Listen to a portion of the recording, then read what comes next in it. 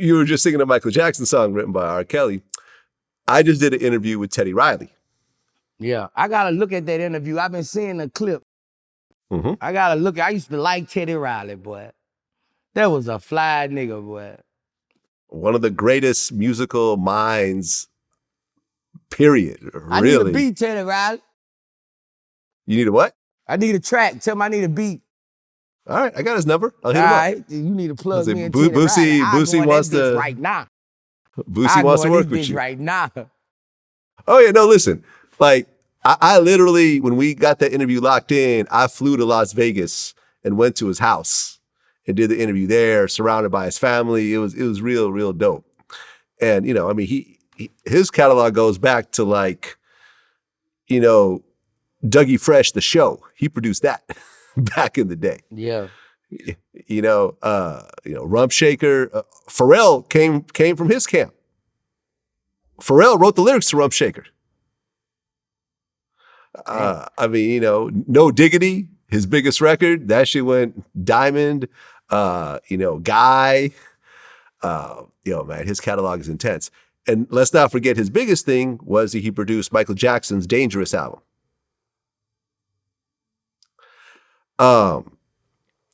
Now, what's interesting is this, and this part of the interview is not out yet, but when Michael Jackson died, they came out with an album called Michael after he passed away. It was the first album, the first posthumous album that Michael Jackson released.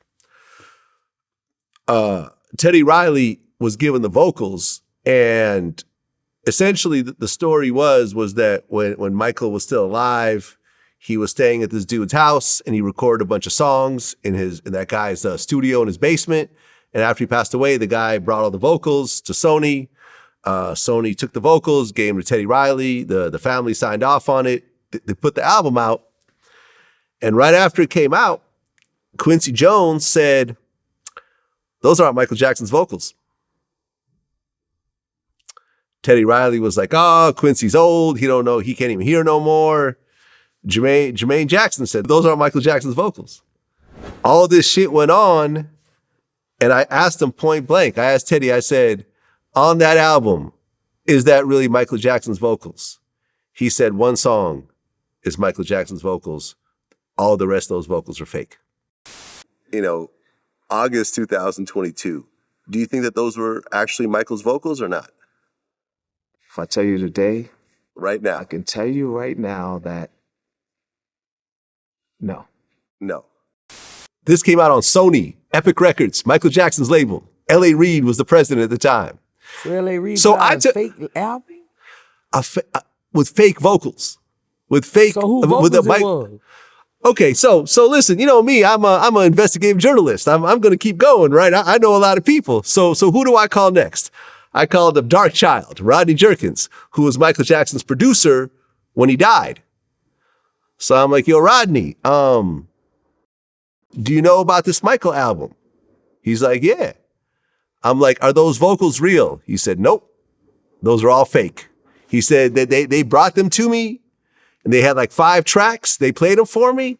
And he goes, "This is all fake." He's like, "In fact, I didn't even know whose vocals those are." It was like some intern who kind of sounded like Michael, kind of became cool with the family, who sort of sings whatever. But he's like, "It's all fake." And I'm like, God damn.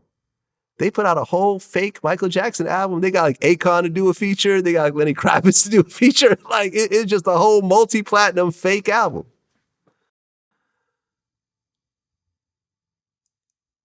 How crazy is that? That's crazy. That's unheard of. Yeah. The biggest artist of all time. A whole fake album.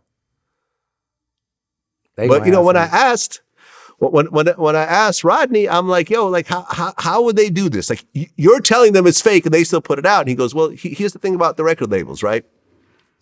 The record labels aren't run by music people. They're run by marketing people, business people.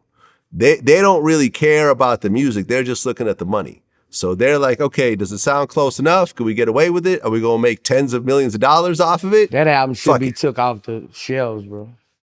Well, I think there's a lawsuit around it. And I think it actually might get taken off the shelves when it's finally resolved. But at this point, it's already sold like, I think, platinum or multi-platinum.